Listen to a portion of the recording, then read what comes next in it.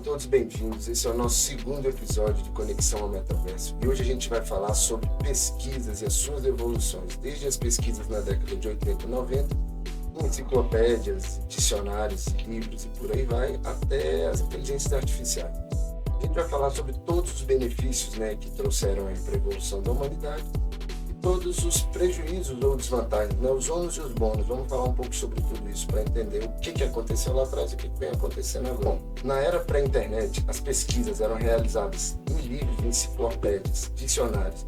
Me lembro de quando eu era pequeno que a gente tinha que fazer um trabalho para a escola, a gente tinha que pegar aquelas enciclopédias Parsas. E elas eram de A a Z, cada uma com letra, com infinitas páginas. E a gente gastava muito tempo, investia, não digo como gastar. Investia muito tempo para encontrar informação ali. Então todo o trabalho era muito complexo, era muito demorado, era muito trabalhoso. Mas isso foi bom.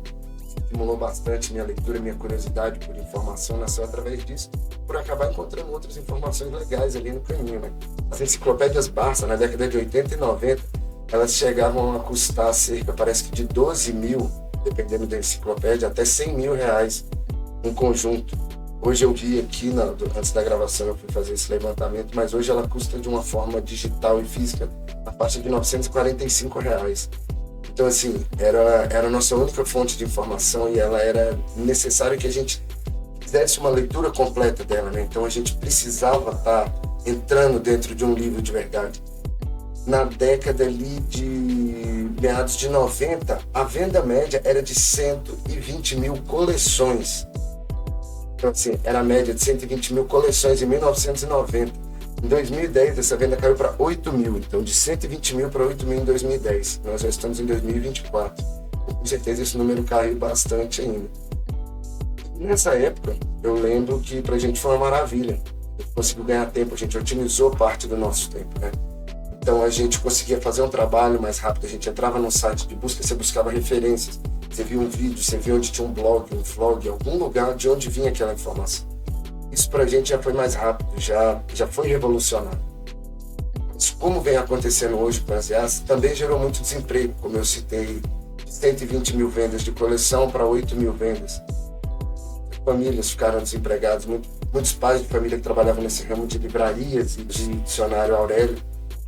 Uma empresa que praticamente faliu com a vinda do mercado digital. Eles se adaptaram, eles buscaram outros meios, digitalizaram a empresa, modernizaram, mas nada foi tão rápido quanto a evolução da tecnologia. Então eu vejo assim, como depois disso foi quando surgiu o Google. Quando surgiu o Google mesmo, o Alta Vista, Yahoo, outros que eram os ali na época, eles faziam a gente explorar um mundo, era um universo era um oceano vasto de informações. A gente entrava, procurava qualquer coisa do planeta sobre o Egito, sobre um país que a gente tinha curiosidade, e ele levava a gente lá. Então isso já foi um processo de imersão nas informações, a forma de como isso foi dito.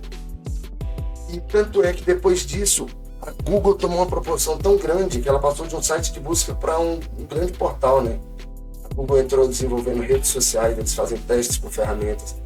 Então hoje você tem um Google, mas você tem um Gmail, você tem o seu e-mail que é conectado no seu telefone. Você tem todas as suas informações ali, seja no computador, no seu celular, no seu tablet, você consegue estar levando essas informações, suas fotos através do Google Fotos. Então a Google entendeu a necessidade de todos esses dados e aí o mercado ficou para trás. E ela deu oportunidade para que outras empresas aparecessem, estudassem o que eles já estavam desenvolvendo, conseguirem também inovar. Então a gente teve uma ascensão na tecnologia gigante. Para quem é do ramo da tecnologia e acompanhou isso, foi surpreendente, foi um boom no planeta, que é o que a gente está vendo agora com as IAs, de uma forma talvez um pouco mais impactante. E depois disso vieram as consequências da digitalização da informação, que foi o impacto na revolução digital. A virada mudou tudo, foi uma nova fase, foi quando começaram, onde a gente buscava informação, como eu disse, no livro a gente passou a buscar num portal de buscas. De repente você já tinha a oportunidade de ter o seu próprio portal de buscas, onde você alimentava, e aí vieram os perigos, como o plágio de informação, o plágio das músicas, o plágio da notícia, porque você começou a ter muita voz. Então você passou só de um consumidor de livro, passou para um consumidor digital e você passou para um fornecedor digital.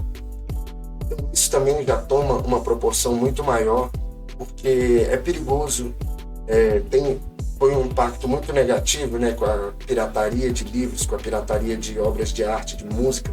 Isso aconteceu bastante, mas por outro lado, as forças, né, competentes também se prepararam.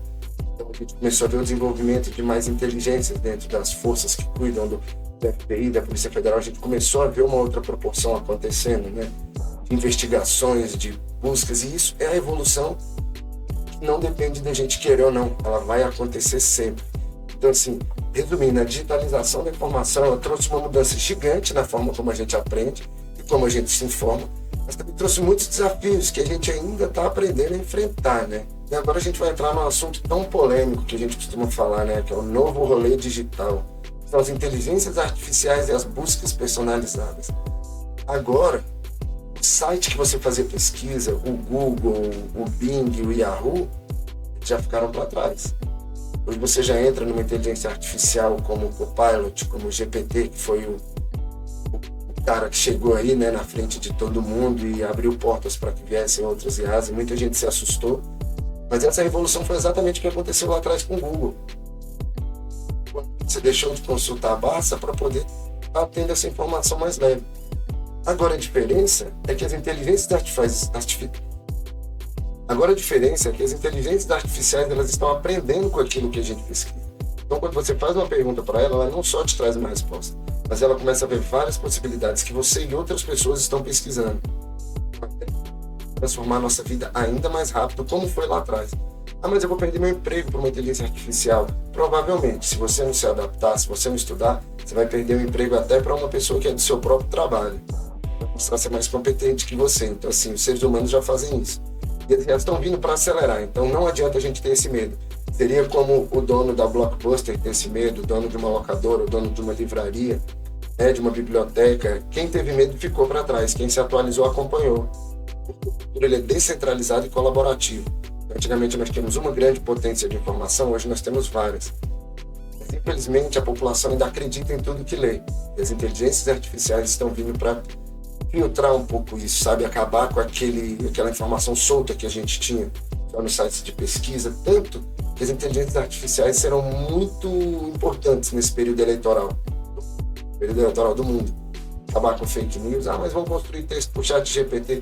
Eles constroem hoje com outras pessoas, tem muito político que constrói seus próprios textos, mas em suma, em grande maioria, eles têm uma pessoa que escreve para eles. Isso é todos, desde presidência de qualquer país que seja. Qualquer grande governante faz isso. E as IAs fazem isso, então vai ser uma forma de conseguir expressar, conectar e trazer um pouco mais de transparência pra gente, né? Então, assim, realmente é um outro rolê, é uma coisa mais jovem, é uma coisa mais atualizada, é uma coisa mais moderna, né? E é isso, mas nem tudo são flores, com grandes poderes e grandes responsabilidades. A gente precisa ficar também ligado nesses desafios éticos sociais que rolam com os avanços da IA, né? Como a gente falou da política, e tem os éticos também.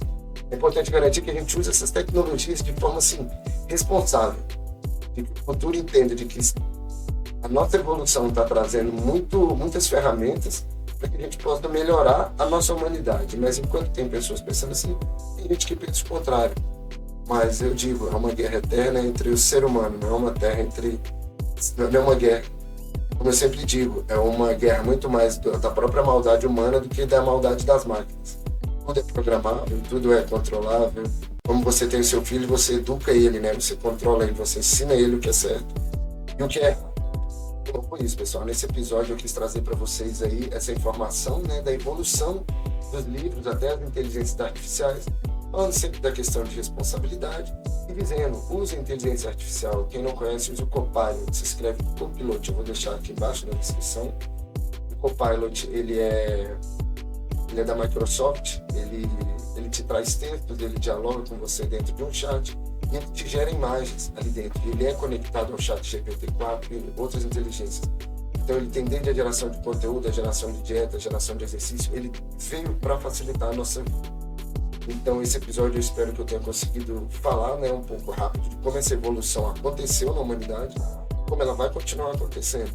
Isso não precisa ser visto como um medo, isso precisa ser visto como um benefício, como uma evolução. E é isso. Sigam aí Conexão ao Metaverso nas redes sociais, no YouTube, em todas as plataformas de podcast. Lá no Instagram nós somos Conexão ao Metaverso sem acento.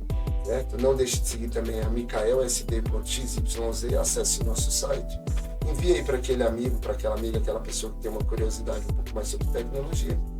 E em breve traremos novos episódios. Até mais.